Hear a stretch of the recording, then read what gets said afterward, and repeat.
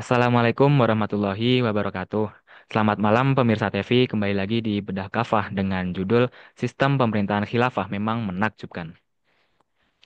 Presiden Prabowo Subianto mengaku berkesan terhadap masa keemasan Kekaisaran Ottoman atau Kesultanan Utsmaniyah pada abad ke-16 Masehi di Konstantinopel. Kini dikenal sebagai Istanbul, Turki. Ia menyoroti nilai-nilai penting yang dapat dipetik dari kekaisaran tersebut, yang dikenal sebagai imperium multi etnis, yang toleran terhadap semua agama dan suku. Apakah kekaguman terhadap sistem pemerintahan Khilafah Utsmaniyah didasarkan pada kajian historis yang objektif? Apakah benar tidak ada sistem pemerintahan lain seperti demokrasi modern yang mampu menyatukan keberagaman secara efektif dan menciptakan keadilan sosial yang setara? Untuk membahasnya kami terhubung dengan Ustadz Baikuni Shihab, peneliti TEVI. Ya, Assalamualaikum Ustadz. Waalaikumsalam warahmatullah. Oke, jadi Gimana gini kabarnya? Ustadz.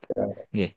Bung Presiden Prabowo Subianto mengutip sejarah Kekaisaran Ottoman atau Utsmaniyah Turki saat menyampaikan pidato dalam acara Deklarasi Gerakan Solidaritas Nasional atau disingkat GSN di Indonesia Arena Kompleks Gelora Bung Karno, Senayan, Jakarta Pusat, Sabtu 2 November 2024. Apakah kekaguman terhadap sistem pemerintahan Khilafah Utsmaniyah didasarkan pada kajian historis yang objektif atau hanya pada idealisasi tertentu tanpa mempertimbangkan konteks sejarahnya yang kompleks? Baik, Assalamualaikum warahmatullahi wabarakatuh. Ehm, Menanggapi terkait dengan pidato ya, pidatonya Presiden Prabowo Subianto terkait dengan kekaguman beliau terhadap Kekaisaran Ottoman atau khilafah ya, kaum muslimin menyebutnya khilafah dan bangsa Eropa sebagai lawan militer dari khilafah itu menyebutnya Ottoman. Nah, jadi Prabowo kemarin menyebut kekagumannya terhadap itu. Oleh karena itu kita perlu memahami juga latar belakang Prabowo dan juga profil beliau ya. Jadi Prabowo sebagai presiden itu kan menunjukkan bahwa beliau adalah presiden di dalam pemerintahan yang menerapkan hukum yang hukum tersebut lahir dari voting anggota parlemen ya, yaitu demokrasi. Jadi bisa dikatakan bahwa Prabowo adalah presiden dalam pemerintahan demokrasi yang tentu saja itu bukan pemerintahan Islam, bukan pemerintahan khilafah. Nah, sedangkan yang dikagumi oleh Prabowo itu adalah Imperium Ottoman atau khilafah. Kenapa kita bisa menyebutnya sebagai khilafah? Karena menurut perjalanan sejarah dari Turki Utsmani itu ya, yaitu Ottoman yang memang merupakan terusan atau warisan penerus sejarah dari sejarah sebelumnya, yaitu kekhilafahan Abbasiyah. Ini Utsman. Ottoman itu Utsmani. Utsmani sebelumnya adalah Abbasiyah. Nah, sebelum Abbasiyah itu Umayyah. Sebelum Umayyah Khilafah Rasyidin gitu. Sebelum Khilafah Rasyidin itu diambil dari pemerintahan yang dijalankan oleh Nabi Muhammad SAW. Jadi bisa dikatakan bahwa Ottoman atau Turki Utsmani itu adalah khilafah karena penerus dari sejarah Nabi itu.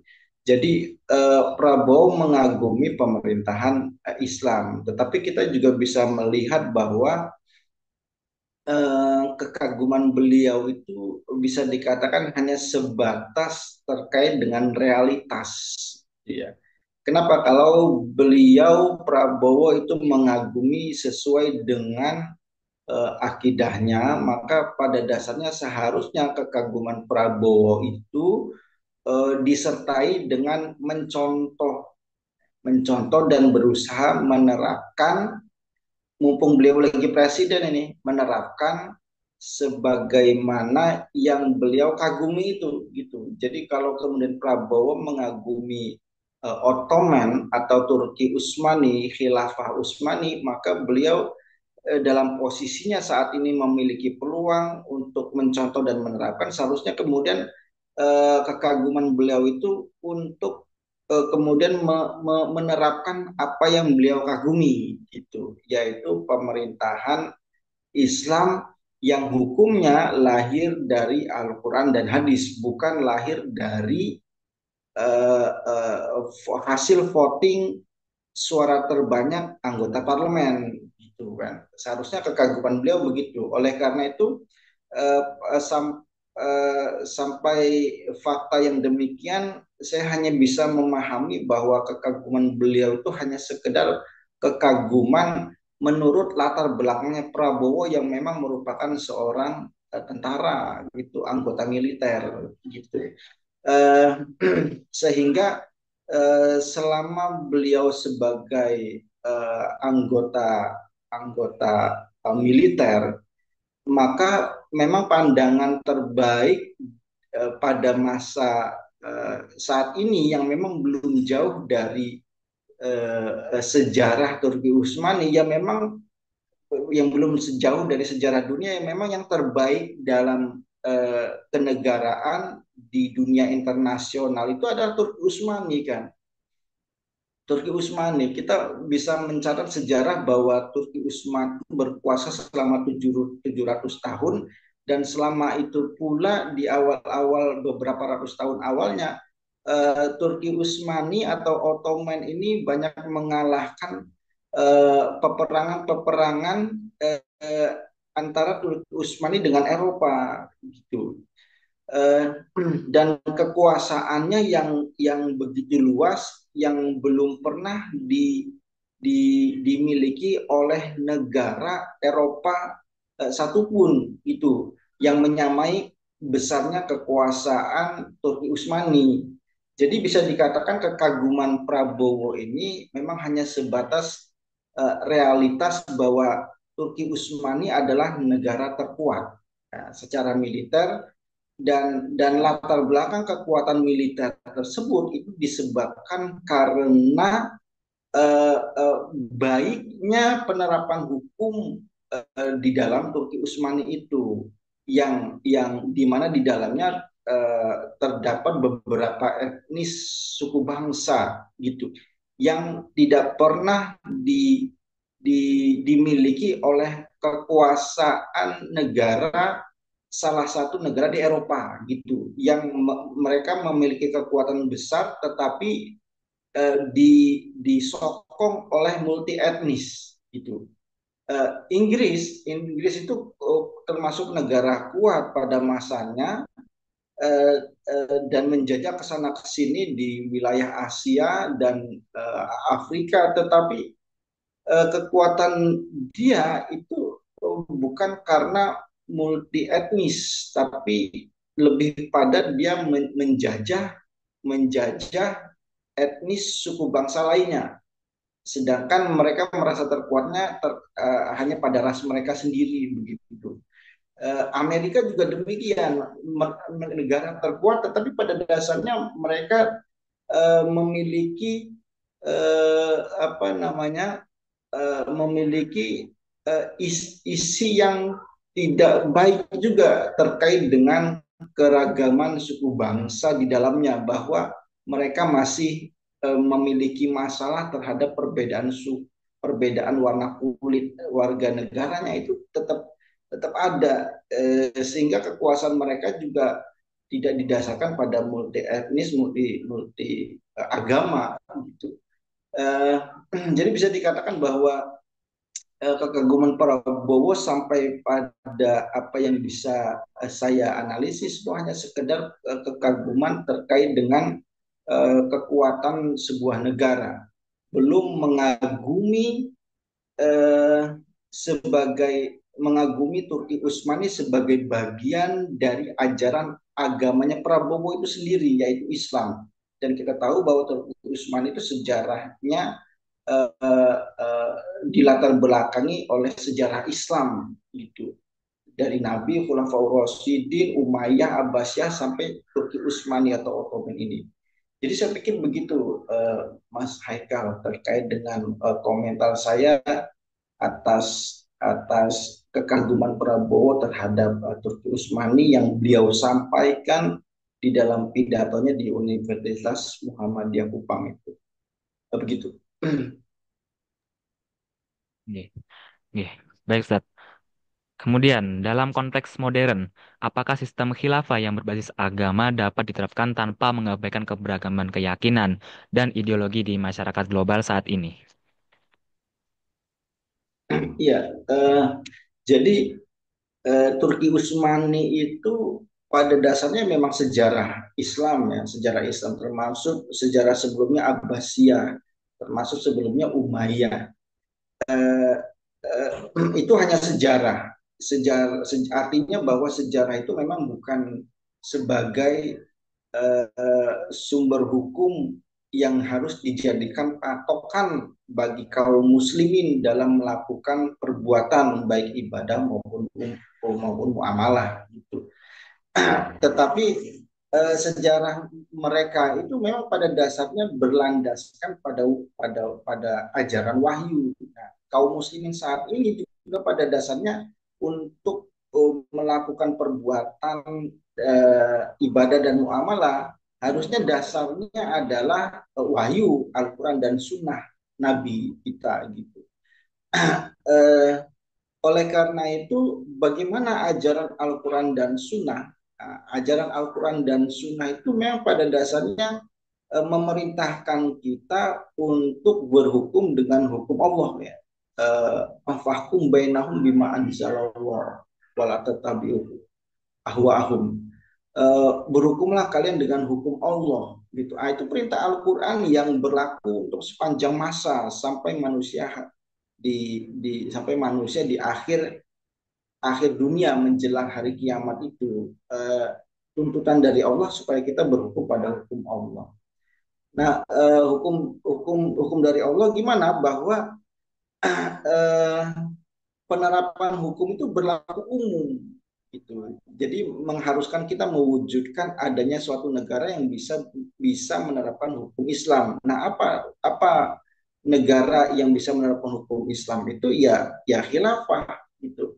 Khilafah yang memang secara teks nama pemerintahannya itu disebut di dalam wahyu yaitu sunnah Nabi Muhammad SAW ya. Misalkan kanat Banu Israel tasusumul ambiya ulama halakan nabiyun khulafahu nabiyun wala nabiyya ba'di wasatakunu khulafa wasatakunu khulafa fataksur wa ma ta'muruna fu bi bayatil awal uh, uh, wasatakunu khulafa maka akan ada banyak khalifah setelah masa kenabian selesai, tidak ada lagi nabi setelah Nabi Muhammad, tetapi setelahnya akan ada khalifah. Nah, khalifah ini kan sebutan untuk kepala negara dalam pemerintahan khilafah yang menerapkan hukum Islam itu. Jadi secara teks ya khilafah sebagai sebuah pemerintahan yang bisa menerapkan hukum-hukum Islam. Nah, sedangkan hukum-hukum Islam itu diperintahkan oleh Allah di dalam Al-Quran supaya diterapkan untuk manusia. Nah, apa hukum Islam yang jamin bahwa kita itu akan memberlakukan semua manusia sama, baik kulitnya hitam, kulitnya coklat, kulitnya putih, kulitnya merah, semuanya akan diberlakukan sama ya ya sebagaimana Al-Quran dalam hadis dan hadis juga itu eh, apa eh, apa eh, bahwa bahwa inna akromakum indallahi atqakum bahwa orang yang mulia di antara manusia itu adalah yang paling tinggi takwanya, yang paling tinggi takwanya. Nah, di situ tidak melihat warna kulit. Eh, yang kalau kulit hitam dari Afrika atau orang India gitu yang secara fisik memang kulitnya lebih gelap dari orang Indonesia, kalau mereka kemudian lebih banyak ibadahnya, banyak sholatnya, banyak puasanya, teguh pendirian terhadap syariat-syariat Allah, maka di sisi Allah mereka lebih mulia daripada yang kulit putih, daripada kulit yang lebih terang. Sebaliknya bahwa orang yang berkulit putih, berkulit lebih terang dari orang-orang Afrika dan India, kalau kemudian mereka melanggar hukum-hukum Islam ya, atau bahkan tidak berakidah dengan Islam, melakukan pelanggaran-pelanggaran berat dalam Islam dan selalu sering melakukan dosa-dosa kecil, maka di sisi Allah mereka tidak lebih mulia, bahkan lebih buruk, itu lebih buruk daripada uh, uh, bisa dikatakan bisa lebih buruk daripada binatang gitu. Nah, bagaimana bentuk perlakuan buruk negara khilafah terhadap orang berkulit putih, berkulit coklat, tapi banyak melanggar hukum-hukum Allah, yaitu dengan dipidanakannya mereka gitu. Orang kulit putih Muslim dalam menjadi warga negara khilafah tapi tidak sholat, maka dia akan diberlakukan hukuman bagi mereka. Tapi tidak puasa, maka akan dihukum mereka. Tapi berzina, maka akan dihukum. Nah, bentuk hukuman di dunia bisa dalam bentuk penjara, bisa dalam bentuk hukum Islam yaitu cambuk atau rajam, itu adalah bentuk salah satu bentuk perendahan ya, bentuk penghinaan dan bahkan bisa jadi bentuk untuk menghapus dosa-dosa mereka, uh, bentuk penghinaan yang disebabkan karena melanggar hukum Islam. Jadi kategori yang lebih mulia di lebih mulia dalam dalam kehidupan Islam itu adalah yang paling bertakwa, yang paling soleh gitu, tidak memandang warna kulit. Eh, dan orang yang tadinya bermaksiat itu bisa menjadi taat gitu, eh, yang tadinya buruk bisa menjadi mulia gitu, sedangkan eh, dalam negara-negara yang tidak menerapkan hukum Islam seperti Amerika gitu, tetap saja memberlakukan orang-orang kulit hitam itu tidak lebih baik dari kulit putih gitu, masih terjadi rasisme di dalam dunia mereka. Artinya orang kulit hitam nggak mungkin berubah menjadi kulit putih kan. Tapi dalam kehidupan Islam memang kata ukurnya bukan warna kulit tetapi kesolehan. Nah, kesolehan itu bisa berubah dari yang tidak dari yang tadinya pemaksiat menjadi soleh. Nah, maka dia bisa menjadi mulia.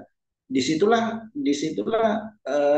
dalam kehidupan Islam suatu negara khilafah itu akan menjadi kuat disebabkan karena dukungan seluruh rakyatnya yang warna kulitnya bermacam-macam gitu, karena standar kemuliaannya bukan pada fisik tetapi karena perbuatan, karena kesolehan. Oleh karena itu mungkinkah apa namanya kehidupan semacam terdahulu, sejarah Islam semacam Turki Utsmani, Abbasiyah, Umayyah itu akan kembali diterapkan, akan bisa terwujud. Ah, tentu saja bisa gitu. Bahkan itulah kewajiban dari Allah kepada setiap muslim yang hidup gitu, untuk kemudian menerapkan itu kembali gitu. Eh, bukan sejarah yang menjadi contoh dari kaum muslimin saat ini, yaitu contohnya Daud Usmani, Abbasiyah, Umayyah, itu bukan itu yang menjadi patokan gitu. Yang menjadikan patokan bagi kaum muslimin itu adalah wahyu, yaitu ajaran dari Al-Quran dan As-Sunnah, termasuk praktek dari para sahabat Nabi, yaitu masa-masa kekhilafahan Ar-Rasyidin, yaitu sejarah Islam yang saat itu kaum muslimin dipimpin oleh kepala negara yang bernama Sayyidina Abu Bakar As-Siddiq, kemudian diteruskan oleh Sayyidina Umar bin Khattab, diteruskan oleh Utsman bin Affan, dan kemudian Ali bin Abi Thalib. Nah, itulah masa-masa yang menurut kaum muslimin, ulama kaum muslimin saat ini menyebutnya sebagai khulafaur rasyidin, ya, yaitu khalifah-khalifah yang lurus yang masih mengikuti metode kenabian gitu. Eh, eh, itu menjadi sejarah yang menjadi contoh. Tapi kalau memang sejarah Bani Umayyah, Abbasiyah dan Utsmaniyah itu memang sekedar sejarah kaum muslimin saja, tetapi tidak tidak kemudian menjadi patokan untuk kemudian dicontoh, karena contoh untuk kaum muslimin itu adalah apa yang ditulis di dalam wahyu baik Al-Quran maupun Sunnah. Oleh karena itu bisa dan memang harus, jadi bisa dan harus, bisanya karena memang itu akan menjadi sesuatu yang diharapkan, ya, sesuatu yang diharapkan oleh manusia saat ini sebagai solusi dari problem rasisme di dunia, ya, bisa dan harus, itu berdasarkan pada bahwa itu adalah kewajiban dari Allah, ya, untuk kaum muslimin seluruhnya, baik yang hidup sekarang maupun yang hidup nanti, keharusan sebagaimana harusnya kita melakukan sholat, bagaimana seharusnya kita melakukan puasa pada bulan Ramadan, maka harus juga bagi kita untuk kemudian menjalankan perintah Allah, yaitu fahkum bainahum bima anzalallah. Berhukumlah kalian dengan hukum Allah, ya gitu. Nah, hukum Allah yang bisa, hukum Allah bisa diterapkan itu hanya dengan pemerintahan yang mendukung itu, yaitu pemerintahan khilafah. Saya pikir begitu, Mas Aika. Nggih, baik Ustaz. Kemudian, apakah khilafah Islamiyah mampu mengelola dinamika multi etnis dan multi religiusnya tanpa terjadi konflik internal yang merugikan stabilitas kekuasaan?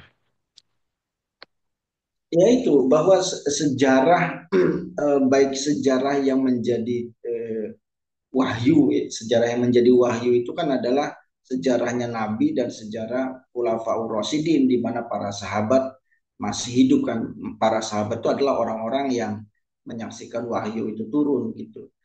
Eh, Sejarah itu menunjukkan bahwa eh, itu pemerintahan yang dipimpin oleh tokoh-tokoh kaum muslimin, tokoh-tokoh terbaik dari kaum muslimin, yaitu masa sahabat.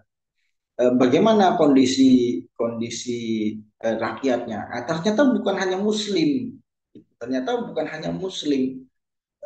Banyak orang kafir di sana gitu. Ada Yahudi, ada Nasrani gitu. Ada Yahudi dan Nasrani.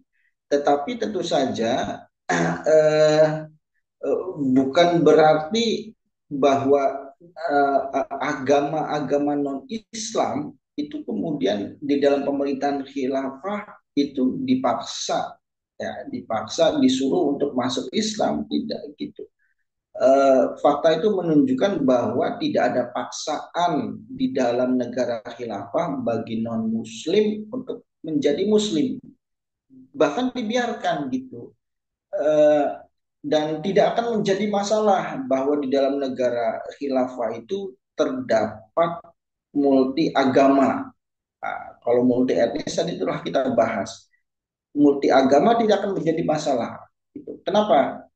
Karena di dalam negara khilafah yang diberlakukan hukum Islam itu adalah hukum-hukum untuk kehidupan publik, untuk kehidupan umum. Yang diterapkan hukum Islam itu hanya hukum-hukum publik gitu. Dan tidak menjadi masalah bagi agama non selain Islam itu, karena memang agama selain Islam itu memang pada dasarnya tidak memiliki hukum publik yang berasal dari kitab-kitab suci mereka. Itu pada dasarnya kan tidak ada di dalam Injil yang kemudian mengatur terkait dengan ketentuan jual beli yang tidak menzolimi satu sama lain, itu tidak ada. Gitu. Tidak ada ketentuan di dalam Injil itu eh, apa namanya, eh, pelaku kriminal pembunuhan itu harus dibunuh atau dipenjara, itu tidak ada. Gitu. sehingga atau di Yahudi juga di dalam kitab sucinya Taurat itu tidak ada gitu bagaimana hukum jual beli yang tidak menjolimi satu sama lain, tidak ada terkait dengan riba, tidak ada terkait dengan terkait dengan tadi apa namanya bersirkah membentuk perseroan dalam Taurat tidak ada. Di dalam kitab suci agama lain Hindu itu, dalam kitab suci agama Buddha enggak ada ketentuan bagaimana bermuamalah yang seharusnya dalam kitab suci mereka tidak ada. Eh, dalam membentuk perseroan, dalam membentuk perusahaan, nah, itu tidak ada. Tapi eh, sehingga tidak menjadi masalah kalau yang diterapkan hukum publik terkait dengan jual beli dan membentuk perseroan itu berasal dari Islam tidak menjadi masalah kan. Kalau dalam Islam itu ada bagaimana jual beli yang tidak menzolimi itu ada, bagaimana terkait dengan pinjam meminjam dengan kompensasi itu ada, bagaimana membentuk perseroan, membentuk sebuah perusahaan, konsep peseronya itu bagaimana itu ada dalam Islam sehingga ketika itu diterapkan dalam uh, sebuah negara di mana rakyatnya multi agama, itu akan tidak menjadi masalah gitu, akan tidak menjadi masalah gitu. Kenapa? Karena tidak ada pertentangannya dengan agama lain gitu. Uh, uh, uh, Sehingga tidak mengharuskan agama non muslim itu harus masuk Islam gitu, karena yang diatur hanya hukum publik sedangkan hukum-hukum terkait dengan pribadi mereka itu tidak harus tidak diterapkan pada mereka. Misalkan harus sholat, itu harus sholat itu hanya untuk Islam, tidak kemudian non muslim tidak. Harus puasa itu hanya untuk Islam, tidak untuk non muslim, tidak untuk Yahudi, tidak untuk Nasrani, tidak ada, tidak untuk Hindu, tidak untuk Buddha gitu. Itu akan dibiarkan. Yang diberlakukan menjadi hukum publik itu sebagaimana hukum publik seperti di Indonesia itu ya hanya yang berasal dari Islam. Sehingga yang multi etnis, negara khilafah multi etnis itu tidak akan menjadi masalah. Multi agama juga sama, tidak akan menjadi masalah bagi negara khilafah gitu. Karena memang tidak akan ada bertentangannya dengan agama lain gitu. Hanya Islamlah yang memiliki hukum publik yang memang itu adalah kewajiban dari Allah untuk kita menerapkannya, bukan hanya untuk Muslim tapi untuk non Muslim yang menjadi warga negara khilafah yang diwahyukan di dalam hadis Nabi. Begitu saya pikir, Mas Haikal. Oke, baik Ustaz. Dan apakah benar keberhasilan khilafah dalam menciptakan keadilan sosial dan keberkahan ekonomi disebabkan oleh sistemnya? Ya, tentu saja disebabkan karena sistemnya. Nah, apa yang dimaksud sistem? Sistem itu kan pada dasarnya uh, anzimah, ya, aturan-aturan, kumpulan aturan-aturan itulah yang disebut sebagai sebuah sistem. Nah, aturan-aturan Islam itu bagaimana? Ya macam-macam kan. Kalau terkait dengan ekonomi, terkait dengan hubungan pergaulan laki-laki perempuannya, hubungan terkait dengan pergaulan antara muslim dan non-muslimnya, terkait dengan pidananya, terkait dengan politiknya, itu ada aturan-aturan Islam secara khas uh, yang kalau itu digabungkan menjadi satu itulah sistem kehidupan Islam. Nah, sistem kehidupan tersebut itu tentu akan melahirkan keadilan bagi semua gitu, akan melahirkan kesejahteraan bagi semua gitu. Contohnya apa? Contohnya terkait dengan ekonomi, ya, ekonomi, bahwa di dalam Islam ada terkait tidak boleh diterapkannya riba gitu. Nah, larangan riba ini tentu saja mengakibatkan tidak adanya orang yang menderita karena dia sedang butuh minjam, kemudian malah dikasih tambahan beban bunga gitu. Eh, Nah, penerapan hukum itu akan mengakibatkan kesejahteraan, bahwa akan terjadi pinjam meminjam yang memang tanpa kompensasi. Orang lagi butuh minjam itu ya maka dipinjami, dan tidak akan dibebani tambahan pengembalian gitu. Tidak sebagaimana sekarang yang orang lagi butuh duit, kemudian minjam, eh, malah beban untuk mengembalikannya itu malah bertambah gitu. Dan masalahnya itu adalah dilegalkan oleh negara, dilindungi oleh undang-undang gitu. bahwa bahwa boleh saja itu terjadi, bahkan itu diterapkan dalam dunia kehidupan nasional, adanya perbankan itu kan, di mana sang peminjam harus mengembalikannya dengan tambahan. Kalau nggak mampu mengembalikan, ya maka harta pribadinya yang dijaminkan menjadi disita gitu. Ini tentu saja bukan melahirkan kesejahteraan, itu malah justru melahirkan penderitaan. Eh, Kalau larangan riba ini diterapkan, maka kesejahteraan dalam berekonomi itu akan me, me, menghinggapi untuk seluruh rakyat, baik Muslim dan non Muslim gitu.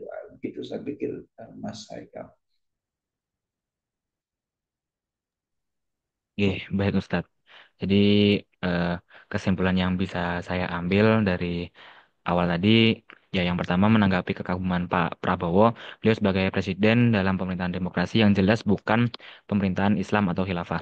Beliau mengagumi sebatas pada realitas Turki negara terkuat pada masanya, bukan mengagumi karena ajaran dan sistem Islamnya. Karena yang terjadi pada akhirnya tidak mencontoh dan menerapkan sistem khilafah Islamiyah yang basis hukumnya syariat Allah Subhanahu wa taala. Kemudian yang kedua, khilafah Islamiyah mampu diterapkan tanpa pandang ras suku. Semua sama diatur oleh suatu negara atau daulah yang mana hukumnya berasal dari Allah Subhanahu wa taala untuk diterapkan kepada seluruh manusia dan alam tanpa pandang siapapun. Karena hukumnya bersifat rahmatan lil alamin, rahmat untuk semua alam. Sudah tentunya sistemnya akan menciptakan keadilan sosial dan keberkahan ekonomi. Begitu nggih. Ya, Jazakallahu khair Ustadz Baikuni Syihab. Terima kasih atas ilmu dan penjelasannya. Semoga bermanfaat bagi kita semua. Pemirsa channel TV, cukup sekian bedah kafah kali ini. Jangan lupa like, komen, share, dan subscribe. Saya Muhammad Firdaus Haikal selaku host. Izin undur diri. Mohon maaf apabila ada salah kata. Wassalamualaikum warahmatullahi wabarakatuh. Waalaikumsalam.